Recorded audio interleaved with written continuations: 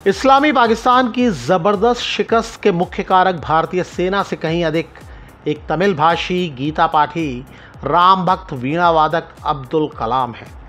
भारत के 11वें राष्ट्रपति के निर्वाचन में सत्तासीन भारतीय जनता पार्टी, विपक्ष की कांग्रेस, समाजवादी पार्टी और बहुजन समाज पार्टी ने आपसी वैमनस्य को दरकिनार कर सुदूर दक्षिण के गैर राजनीतिक विज्ञान शास्त्री डॉक्टर अबुल पाकिर जैनुल आबिदीन अब्दुल कलाम को प्रत्याशी बनाया था।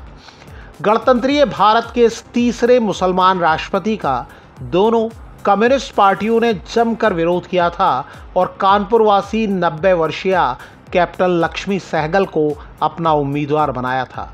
मतदान एक तरफा था, मगर वामपंथियों ने द्वंद्व शैली में कलाम के खिलाफ तर्क दिए थे। यूं तो वामपंथी हमेशा क्रांति के हरावल दस्ते में रहते हैं, मगर इस बार वे आत्मघातियों के रास्ते पर चले।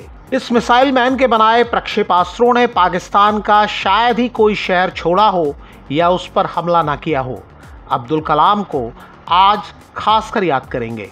पाकिस्तान को बड़ा घमंड था कि मिसाइल में वो भारत से ज़्यादा मजबूत है, इसीलिए नाम भी उसने भारत पर हमला करने वाले लुटेरों के नाम पर रखा, जैसे मोहम्मद गौरी, जहीरुद्दीन बाबर, मोहम्मद अब्दाली। लेकिन इन सब के सामने इस दक्षिण भारतीय मुसलमान द्वारा निर्मित मिसाइल ज़्यादा कारगर रहे।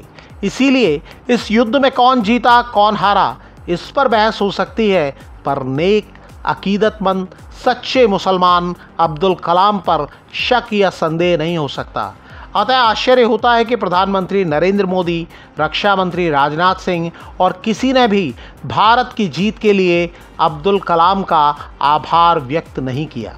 कम्युनिस्टों ने 2002 के अपने अभियान में यदि कलाम की युक्तिपूर्ण मुखालफत करनी थी तो वे मुल्लाओं को उकसा सकते थे कि अकीदतमंदों को बताया जाए कि 77 वर्षीय अब्दुल कलाम मुसलमान नहीं हैं, क्योंकि उन्हें उर्दू नहीं आती। हालांकि बहुतेरे तमिल मुसलमानों ने कभी उर्दू सीखी ही नहीं। ये वामपंथी प्रचार कर सकते थे कि अब्दुल कलाम दही चावल और अचार ही खाते हैं, मांसाहारी कदापि नहीं हैं। रक्षा मंत्रालय में अपनी पहली नौकरी संभालने के पूर्व उन्होंने ऋषिकेश में स्वामी शिवानंद से आशीर्वाद लिया था।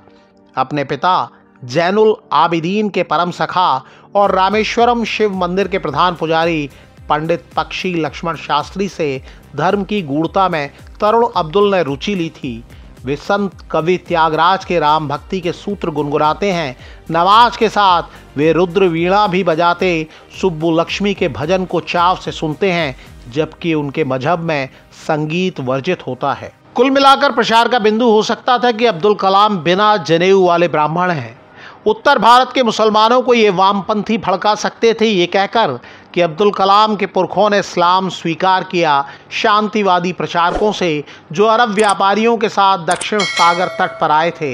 अतः वो उत्तर भारतीय मुसलमानों से जुदा हैं, जिनसे गाजी मोहम्मद बिन कासिम की सेना ने बदौलत शमशीर हिंदू धर्म छुड़वाया था, कलमा पढ़वाया था। ये मिलती जुलती बात हो जाती जो किसान नेता मौलाना भाषानी ने ढाका में कही थी कि ये पश्चिमी पाकिस्तानी मुसलमान हम पूर्वी पाकिस्तानी मुसलमानों को इस्लामी मानते ही नहीं, तो क्या मुसलमान होने का सबूत देने के लिए हमें लुंगी उठानी पड़ेगी।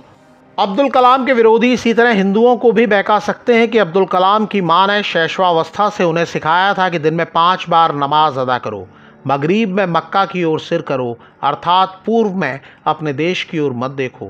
उनके पिता जैनुल आबिदीन ने उन्हें सिखाया कि हर कार्य के बिस्मिल्लाह पर अल्लाह की प्रार्थना करो। मगर सबसे मजबूत तर्क ये हो सकता था कि हिंदू बहुल भारत का राष्ट्रपति एक सुन्नी मुसलमान कैसे हो। अमीर तथा नवधनाढ्य जन केवट पुत्र और अखबारी होकर रह चुके अब्दुल कलाम को राष्ट्र का प्रथम नागरिक बनाने की राह में नापसंदगी पैदा कर सकते थे। वो ये कहते कि एक युवक जिसने पहली सरकारी नौकरी 250 रुपये माहवार से शुरू की, आज उसे 50,000 रुपये माहवार कर मुक्त वेतन की राष्ट्रपति वाली नौकरी क्यों मिले। सत्ता खुरार दलाल अभियान चला सकते थे कि राजनीति की दुनिया अंतरिक्ष विज्ञान के इस निष्णात के लिए समझ से परे है। इस युद्ध में तय हो गया कि पाकिस्तानी प्रक्षेपास्त्रों गजनवी, गौरी और अब्दाली का मुकाबला करने में भारतीय प्रक्षेपास्त्रों से भी अधिक ये मिसाइल मैन अब्दुल कलाम सर्वाधिक कारगर रहा। द्वितीय पोखरण विस्फोट के शिल्पी ने मतदान में तीसरा विस्फोट राष्ट्रपति बनकर प्रभावी किया था। हरिद्वार के स्वामी शिवानंद के शिष्य अब्दुल कलाम का भारत कृतज्ञ रहेगा शरीफ के पाकिस्तान को शिकस्त देने में।